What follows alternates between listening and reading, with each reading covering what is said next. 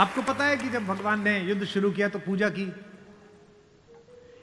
राम ने कहा जामवंत से, जामवंत सबसे सीनियर हैं, वो भी ब्रह्मा जी के पोते हैं, रावण के दादाजी के दोस्त हैं, पुलस्थ मुनि के नाना के।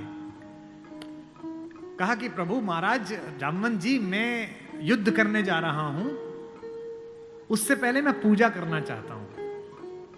जामवंत ने कहा करिए महाराज। तो बोले मेरे आराध्य तो शंकर हैं, शंकर राम की पूजा करते हैं और राम शंकर की पूजा करते हैं, इस कहानी से बड़ा समन्वय किसी का नहीं हो सकता। जामवंत ने कहा पूजा कर लीजिए महाराज।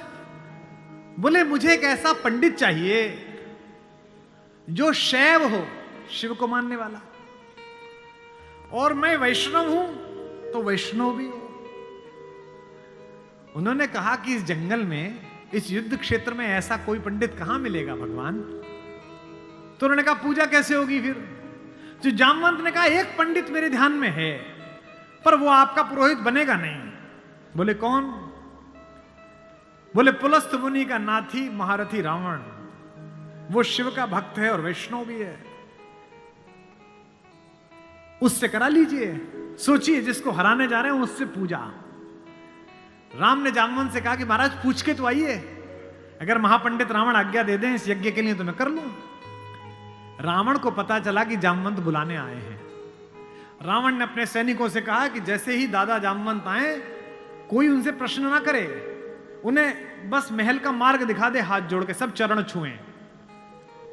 जामवंत पहुंचे, रावण किले के द्वार पर चरण छूने आया, कहा कि पितामह मैं आपको प्रणाम करता हूं, मैं धन्य हुआ कि आप पधारे। जामवंत ने कहा कि मैं बहुत प्रसन्न हुआ तुम्हारी अतिथि सेवा देखकर। बिठाया, पूछा कैसे आए हैं। जामवंत ने कहा मैं एक इच्छा लेकर तुम्हारे पास आया हूं। एक मेरे साथ दो यजमान हैं, वो एक यज्ञ करना चाहते हैं युद्ध शुरू करने के लिए। उन्हें एक ऐसे पंडित की आवश्यकता है जो शैव भी हो और वैष्णव भी। तुमसे अधिक गुणी व्यक्ति तो पृथ्वी पर नहीं है, क्या उनका पुरोहित बन सकोगे। क्या पूछा रावण ने, पहला क्या करैक्टर है, वाह।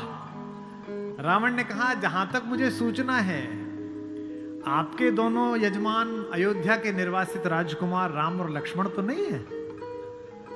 जामवंत ने कहा हां दशशीष, वे ही दोनों हैं, क्या आप स्वीकार करेंगे। उसने हां ना नहीं करी, फिर बोला क्या उनके यज्ञ का उद्देश्य लंका विजय है।